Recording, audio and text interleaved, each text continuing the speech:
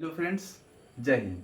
तो पिछले पिछले के वीडियो में अर्थात जो कि समंदर श्रेणी का था, उसमें हम यह सीखे थे कि इसका उपयोग कहाँ होता है, हम इसे पढ़ते क्यों हैं, इसका आवश्यकता क्या है, बस ये जाने थे। लेकिन आज के वीडियो में हम जानेंगे इसके इतिहास के बारे में, इसके कुछ क्वेश्चंस करेंगे और इसका कुछ कॉन्सेप्ट, जो बेसिक कॉन्सेप्ट है वो सीखेंगे। आज ये देखना है। तो उससे पहले पिछले के वीडियो में जो था उसका थोड़ा सा बता देते हैं कि मेन मकसद इसका था सम निकालना, किसी भी टर्म्स को ज्ञात कर लेना, उसमें नंबर ऑफ टर्म्स कितने हैं ये पता करना, ये सारा कुछ था। तो आज हम इसके इतिहास के बारे में पढ़ते हैं। बस ये पीछे वो वाला था, अगर आपको देखना है तो आप पीछे वाले वीडियो में जाकर देख सकते हैं। फिलहाल इसको शुरू करते हैं। समांतर श्रेणी का इतिहास बहुत ही रोमांचक और इंटरेस्टिंग है। कहा जाता है कि बहुत दिन पहले, ऐसे तो वो जो व्यक्ति थे वो जर्मनी के थे, जर्मनी के रहने वाले थे, जिनका नाम था कार्ल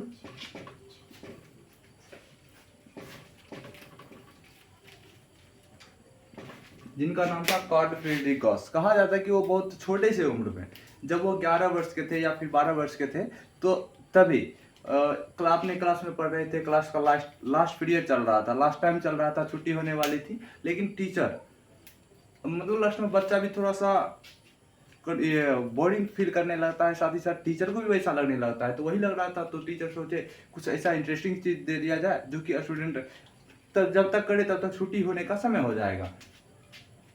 टीचर जो थे वह स्टूडेंट को बोले 1 2 3 100 तक इसका सम ज्ञात करना है। टीचर को लगा था कि सारा स्टूडेंट इसको करने में बहुत समय लगेगा, तब तक छुट्टी हो जाएगी, लेकिन ऐसा हुआ नहीं। कार्ल फ्रीडरिक गॉस, ये एक स्टूडेंट था और इस चीज को वह 30 सेकेंड में कर 30 सेकेंड, विद इन 30 सेकेंड इसको सॉल्व कर टीचर को दिखाया। जैसे ही टीचर को दिखाया तो उनको लगा कि नहीं, ये मेरे साथ मजाक कर रहा है। इसको मारा, डांटा और रिटर्न भेज दिया। फिर कुछ देर के बाद ये बना के आया, फिर इसका आंसर वही था। फिर टीचर को यही लगा मेरे साथ मजाक कर रहा है, ऐसा कुछ ज्यादा होने लगा था। लेकिन लास्ट में कुछ ऐसा घटा जिससे टीचर को लगा कि नहीं, एक बार देख लेना चाहिए। जब देखा तो इन सबको जोड़ने के बाद इसका सम निकाला गया, तो इसका सम 50 आया, जो कि इसके इक्वल था। कार्ल फ्रीडरिक गॉस जो निकाला था, इसके इक्वल दोनों, इसका सम भी आ गया। तो टीचर को लगा कि ये लड़का इतना जल्दी इसको कर कैसे लिया। जब इनसे पूछा गया तो ये कार्ल फ्रीडरिक गॉस बताया कि सर, इसे करने के लिए हम छोटा सा ट्रिक अपनाते हैं। ये 1 है, ये 100 है, इन दोनों को जब ऐड करते हैं तो ये 101 होता है। इसको और इससे पहले जो 99 आएगा, इन दोनों को ऐड करेंगे तो ये 101 आएगा। इसको और इसके पहले 98 आएगा, इन दोनों को ऐड करेंगे तो 101 आएगा।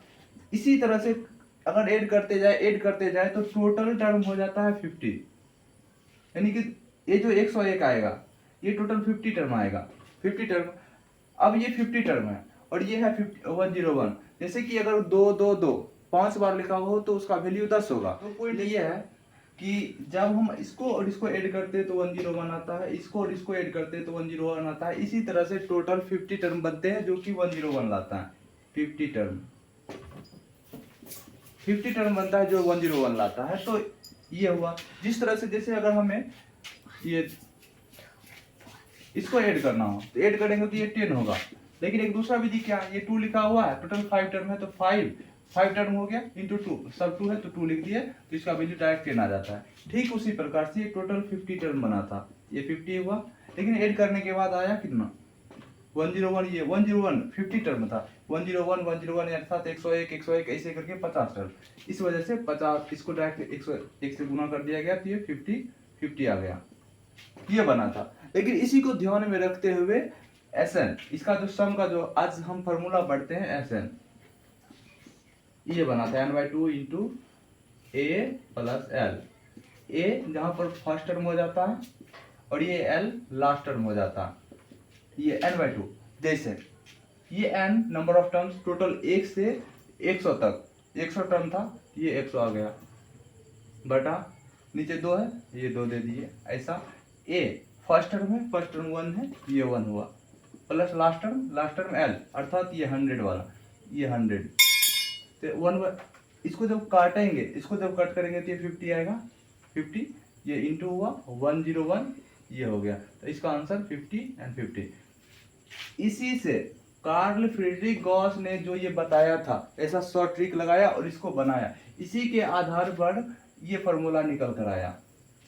हम इस फार्मूला के बारे में भी पढ़ते, लेकिन अफसोस हम नहीं पढ़ सकते, बिकॉज इस फार्मूला को 11th में अच्छे से सिखाया जाता है। वहाँ जो सीक्वेंस एंड सीरीज बताया जाता है उसमें आपको एसन का फार्मूला कहाँ से आया, कैसे आया, ये सारा कुछ बताया जाएगा, सारा कुछ बताया जाएगा। इसलिए चिंता करने की आवश्यकता नहीं, फिलहाल आपको इतना ही याद रखना है कि S N equal to n/2 into A plus L, ये होता है। एक दूसरा वही एस एन का, S N equal to n/2 into 2a plus n-1 into D, ये दो फार्मूला होता है जिसका उपयोग अभी हम करने वाले हैं कुछ ही देर में। तब तक आप इसको अच्छे से, ये कार्ल फ्रेडरिक गॉस, इनका नाम तो अच्छे से आपको याद रखना है। इनका जो मेथड था 1 से 100 तक को ऐड करने का, वो ये था, इसको भी आप अच्छे से देख लीजिए। तो यहाँ इसके हिस्ट्री के बारे में आपको पता चल चुका होगा। तो अब चलते हैं इसके कुछ इंपॉर्टेंट कॉन्सेप्ट की तरफ से, जो क्लास 10th के लिए बहुत ही इंपॉर्टेंट और जरूरी है, आवश्यक है। तो इसके कॉन्सेप्ट को देखते हैं,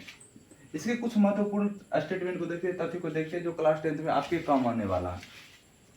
एपी समांतर श्रेणी, यहाँ लिखा हुआ है समांतर श्रेणी, समांतर मतलब एक जैसा, श्रेणी मतलब कोई श्रेणी लिखा हो, संख्याओं का एक सीरीज लिखा हुआ हो, वो जैसे कोई 2 4 6 8 10 so on and 2n, because हम इवन नंबर लिया है। ये जो लिखा हुआ है एक श्रेणी लिखा हुआ है, एक श्रेणी लिखा हुआ है। अब बता रहा है समांतर, यानी कि अंतर, समान अंतर, समांतर को तोड़ेंगे तो ये बनेगा समान अंतर। समान मतलब एक जैसा, अंतर का अंतर, यानी कि सबके बीच देखिए अंतर एक जैसा, अंतर एक जैसा, सबके बीच का अंतर 2 2 2 ऐसा लिखा हुआ है। यानी कि जब समान अंतर हो, कोई श्रेणी हो, उसका अंतर समान हो, तो वैसे श्रेणी को समांतर श्रेणी कहा जाता है, अर्थमेटिक प्रोग्रेशन कहा जाता है। तो इस अर्थमेटिक प्रोग्रेशन में जो कॉन्सेप्ट है और जो मेन पॉइंट है जो हमें याद रखना चाहिए, वो है फर्स्ट टर्म। फर्स्ट टर्म अर्थात प्रथम पद, प्रथम पद, जिसे A1 से या फिर T1 से इंडिकेट किया जाता है, या फिर हम इसे जनरली A भी लिख देते हैं या फिर इसे T भी लिख देते हैं। ये हुआ दूसरा। अब ये फर्स्ट टर्म अगर बात करें, फिर सेकेंड टर्म के लिए सेकेंड टर्म, ये द्वितीय पद,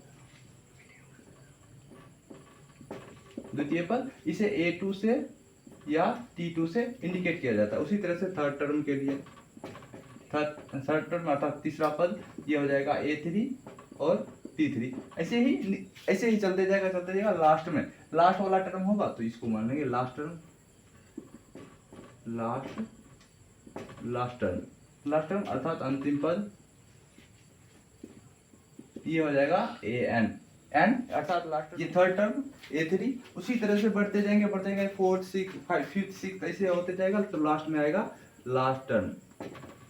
लास्ट टर्म ये हो जाएगा AN या फिर TN। और यहाँ जो n लिखा हुआ है, n equal to natural number, natural number अर्थात n equal to 1 2 3 4 5 6 so on, कुछ भी लिखा जा सकता है। ये हुआ यहाँ तक, ये टर्म वाला कॉन्सेप्ट खत्म। अब आया, अब यहाँ बिकॉज ये अर्थमेटिक प्रोग्रेशन है, समांतर श्रेणी है, समान अंतर होना चाहिए, तो समान अंतर, वो जो अंतर है बीच का, उसे डी कहा जाता है। डी अर्थात common difference, common difference, D को कॉमन डिफरेंस कहा जाता है।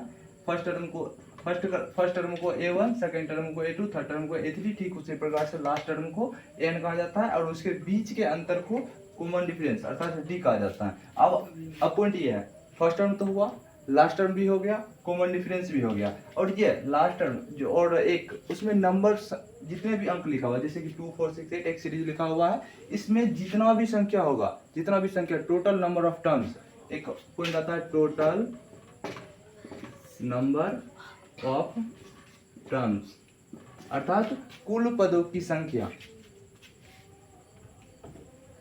कुल पदों की संख्या, इसे n कहा जाता है। टोटल नंबर ऑफ टर्म्स, कुल पदों की संख्या, उसे n कहा जाता है। ये टी कॉमन डिफरेंस हुआ, और first term, second term, third term, fourth term, ये सब कुछ आपको याद रखना है, जो कि बहुत ही इंपॉर्टेंट, बहुत ही महत्वपूर्ण है।